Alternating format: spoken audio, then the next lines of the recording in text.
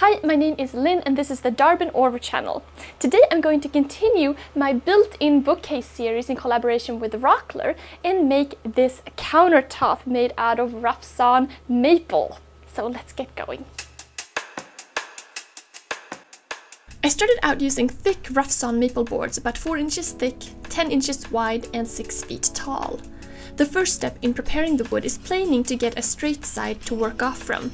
So here I'm making some marks which will show me where the high spots are. Now I'm using a triple blade planer for this job, and it really does a nice job of getting the wood straight.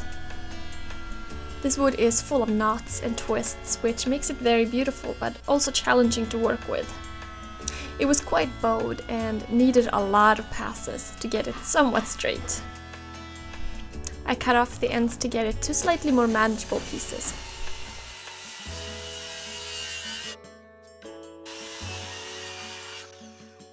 And then I continue this process many times.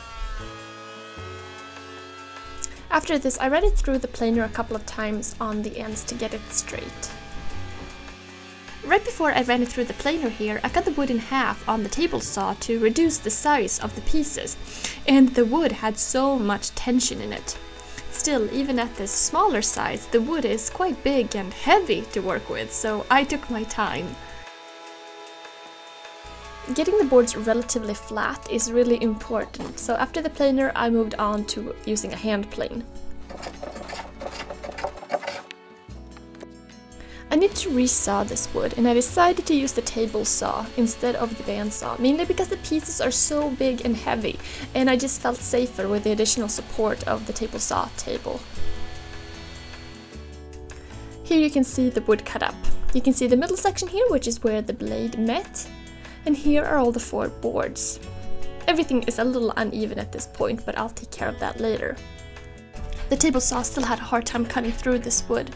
I had to take multiple passes each time I resawed, so it took a long time to cut everything to this point. Now I built a holder for the planer, which basically turns it into a jointer. Here I'm just setting it up with the shop vac.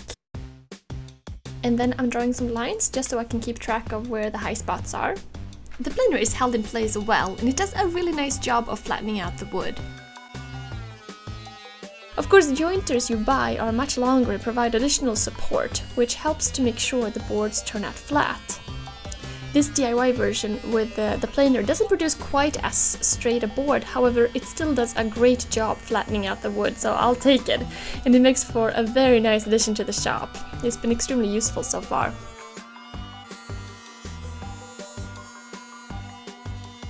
And then of course I ran it a couple of times to remove the high spots. And then looking to see how straight the side is. Now it's a matter of joining them all together. So now these 4 boards are giving me a width of about 17.5 inches in width, which is giving me plenty to work with, and then I can cut it down further to size later on. So I start with arranging how I want the boards, then marking which side is up, and also seeing where the ends need to be jointed further. For this I'm using a hand plane to make all the finishing touches. So planing, checking, planing, and so forth.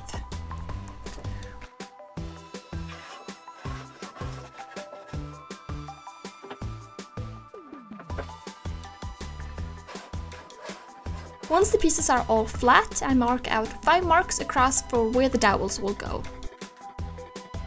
I'm going to use a doweling jig to help line up the board so everything connects in a straight way. Using a dowel jig makes a huge difference when it comes to lining everything up right, and really takes the annoyance out of working with long boards. And then it's just a matter of drilling like 30 holes in this case to get all the dowels to line up properly. Once all the holes were drilled, I got my glue and my clamps ready.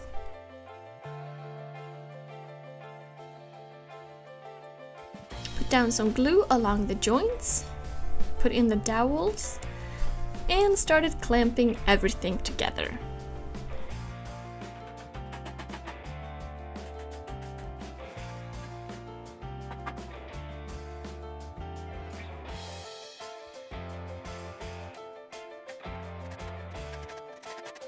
also clamping down some boards at the top to keep the wood from bowing.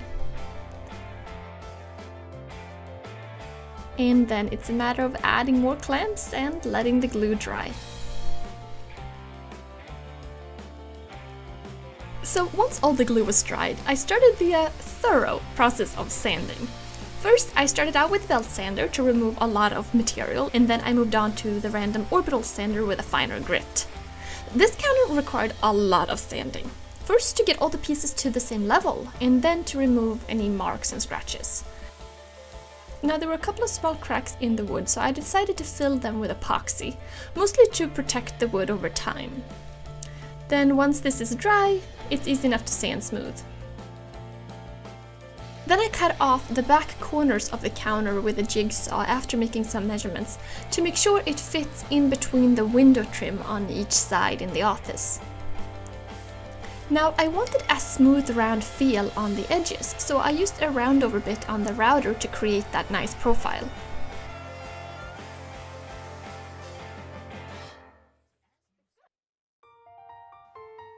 And after additional sanding, I was finally ready to do some finishing. Now I had ordered both the cherry dye and stain, and I had done some tests on this board, which is always a good idea. So here you can see a couple of variations of different strength dye, and then including stain here on top on the darker end. After these tests, I actually decided to simply go with dye because I think that looked really awesome on the maple. What's awesome with both dye and stain is that you can play with the proportions and add more mineral spirits in the case of oil-based stain, or more water to your dye solution to control the color and get something that you like. I ended up using a slightly diluted version of the dye, and I put on 2 coats. It's funny with dye, you might think that it looks a touch blotchy at first as it's drying, but I've found that once you add a top coat, that goes away. Once the dye had dried, I put on a wash coat of polyurethane on both the top and the bottom of the counter to seal everything in. So as you can see, the counter is now finished. Well, it's not quite finished. I have put on a seal coat, but I'm also going to put on several coats of polyurethane to kind of build up a nice finish that will provide good protection. And I just love the way it came out. I really like the way the dye looks and how it kind of added some color without really hiding the grains, and all these interesting pops and variation in the wood is really coming through here. So I'm very happy about that. So I'm really excited about installing it and getting everything ready for the built-in cabinet. Now the next video will be about building the drawers and installing the drawer sliders, and I actually think I'm going to use the box joint jig for some parts of the drawers as well, so that will be really cool. Otherwise, thank you guys so much for watching. Don't forget to check out the description where all the products that I used will be listed, as well as subscribe if this is your first time here, because I put out project videos every week. Otherwise, thank you so much, and I'll see you soon.